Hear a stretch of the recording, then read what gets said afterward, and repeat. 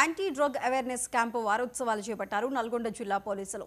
మాదక ద్రవ్యాలు లేని జిల్లాగా తీర్చిదిద్దటమే తమ లక్ష్యమని తెలిపారు. వారోత్సవాల్లో భాగంగా చివరి రోజు నల్గొండ జిల్లా కేంద్రంలో విద్యార్థులతో భారీ ర్యాలీ నిర్వహించారు. కాగా మాదక ద్రవ్యాల నివారణ వారోత్సవాల్లో పోలీసు యంత్రాంగం ఏ రకంగా ముందుకు సాగుతోందో మా సీనియర్ కరెస్పాండెంట్ రామకృష్ణ వివరిస్తారు.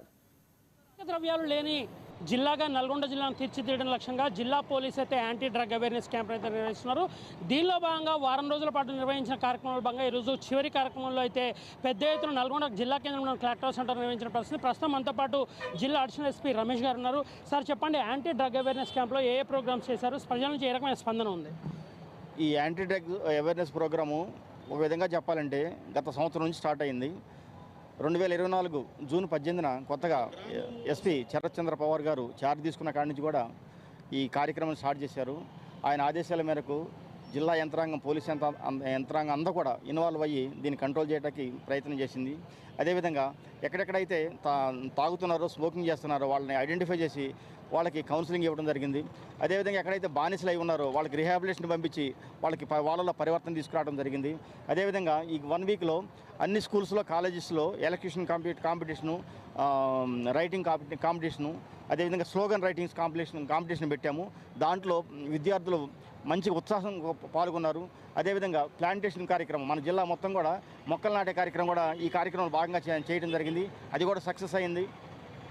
అదేవిధంగా మనకు పోలీస్ కళాబృందం ఉంది. ఈ కళాబృందాన్ని ప్రతి మండలాన్ని, ప్రతి గ్రామాన్ని కూడల్లో మంచి సాంస్కృతిక పాటల ద్వారా ఈ డ్రగ్ అవేర్నెస్ ప్రోగ్రాం చేయడం జరిగింది. ఆ విషయంలో కూడా సక్సెస్ అయ్యారు. అదేవిధంగా ఇవి కాకుండా ఇంకా చెక్ పోస్టులు కూడా ఏర్పాటు చేశాము. మన రాష్ట్రం ఆంధ్రాకి బోర్డర్లో ఉంది కాబట్టి 6 చెక్ పోస్టులు పెట్టాము. బయట నుంచి ఏదైనా సరే వస్తే కనుక వాటిని ఇమీడియట్గా పట్టుకుని ఎవరైతే ట్రాన్స్పోర్ట్ చేస్తున్నారో వాళ్ళైతే కేసులు పెట్టి జైలు పంపించేసేసాము. ఎవరైతే దాని బారిన పడి స్మోకింగ్ చేస్తున్నారో వాళ్ళకి కౌన్సిలింగ్ చేయడం జరిగింది. ఈ కార్యక్రమం ఇంతటితో కాదు, ఇంకా కంటిన్యూ చేస్తూనే ఉంటాము. ఇది మన తెలంగాణలో మన జిల్లానే ఆదర్శంగా తీసుకుని ముందుకు తీసుకెళ్లాలని కోరుకుంటున్నాం. సో ప్రధానంగా చెప్పండి, డ్రగ్స్ అనేది ఒక గంజాయి రూపంలో కాకుండా రకరకాల రూపాల్లో కూడా ట్రాన్స్పోర్టేషన్ అయితే జరుగుతున్న పరిస్థితి ఉంది. దీనికి సంబంధించి ఏ రకమైనటువంటి నిఘా పెట్టారు? నిఘా ద్వారా అంటే ఇప్పటివరకు గంజాయి ఒకటే కాకుండా మిగతా మాదక ద్రవ్యాలను ఏ మేర కట్టడి చేశారు? దీనికి సంబంధించి ఈ మెడికల్ షాపుల్లో కొంతమంది ట్యాబ్లెట్స్ అమ్ముతున్నారు. అవి కూడా వాటి మీద నిఘా పెట్టాము. నిఘా పెట్టి వాళ్ళ మీద కొన్ని కేసులు పెట్టడం జరిగింది. ఈ జిల్లాకి దూరమైన మండలాల్లో బోర్డర్ ప్రాంతాలు ఇట్లాంటివి జరుగుతున్నా మా దృష్టికి వచ్చింది. దాని మీద కంట్రోల్ పెట్టాము. దానికి సంబంధించి 6 చెక్ పోస్టులు, బోర్డర్ చెక్ పోస్టులు పెట్టాము. ప్రతినిత్యం మానిటర్ చేయడం జరుగుతుంది. అది రౌండ్ ది క్లాక్ పనిచేస్తున్నాయి అవి. దాని గురించి మన ఎస్పీ గారు కూడా రీసెంట్గా అప్రిషియేషన్ చేశారు. వాళ్ళందరికీ రివార్డు కూడా ఇవ్వడం జరిగింది. ఈ కార్యక్రమాన్ని కంటిన్యూ చేస్తూనే ఉంటాం. సో ప్రధానంగా చెప్పండి, ఆపరేషన్ పరివర్తన పేరుతో పెద్ద ఎత్తున కార్యక్రమాలు అయితే చేపడుతున్నారు. ఆపరేషన్ పరివర్తనలో దాదాపుగా మీ ఎనాలిసిస్ ప్రకారం ఎంతమంది పరివర్తన చెందారో, వీరికి ఏ రకమైన రీహాబిలిటేషన్ కల్పిస్తున్నారు? మనకి దాదాపుగా 400 మంది మొత్తం మందికి అలవాటైనట్టుగా మాకు దగ్గర రికార్డు ఉంది.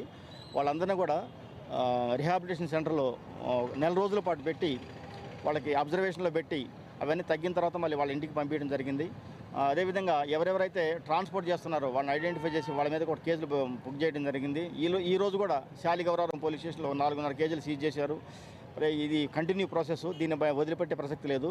ఎవరైతే చట్టవిరుద్ధం కార్యక్రమం చేస్తారో వాళ్ళందరి మీద చట్టరీత్యా చర్యలు తీసుకొని డ్రగ్స్ రహిత జిల్లాగా మార్చడానికి మా వంతు ప్రయత్నం చేస్తున్నాం. సో ఫైనల్గా చెప్పండి, దాదాపుగా జిల్లాలో యువత ఎక్కువ కూడా పెడదోవ పడుతున్న పరిస్థితుల్లో యువత మీద ఎక్కువ కాన్సన్ట్రేట్ చేశారు. దీనిలో భాగంగా ఇటు పాఠశాలలు, కళాశాలతో పాటు యువతకు ఉద్యోగ ఉపాధి అవకాశాలు కల్పించేందుకు ఏ రకమైన చర్యలు తీసుకోబోతున్నారు? దీనికి సంబంధించి మన ఎస్పీ గారు శరత్ చంద్ర పవార్ గారు ఇప్పటివరకు 2 టైమ్స్ జాబ్ మేళా ఏర్పాటు చేయడం జరిగింది. అదేవిధంగా ఆ జాబ్ మేళాల్లో అర్హులైన వ్యక్తులకి ఉద్యోగాలు ఇప్పించడం కూడా జరిగింది. అదేవిధంగా మన పోలీసు సిబ్బంది అందరూ కూడా మెడికల్ క్యాంపు కూడా పెట్టారు. దాంట్లో కొంతమందికి సీరియస్ ఎయిల్మెంట్స్ గుర్తుపట్టారు, అంటే వ్యాధులు. వాళ్ళకి ఇమీడియట్గా హాస్పిటల్ పంపించి వాళ్ళు ట్రీట్మెంట్ చేసి వాళ్ళ యొక్క భవిష్యత్తుగా మంచిగా అవడానికి సారు కారణమయ్యారు.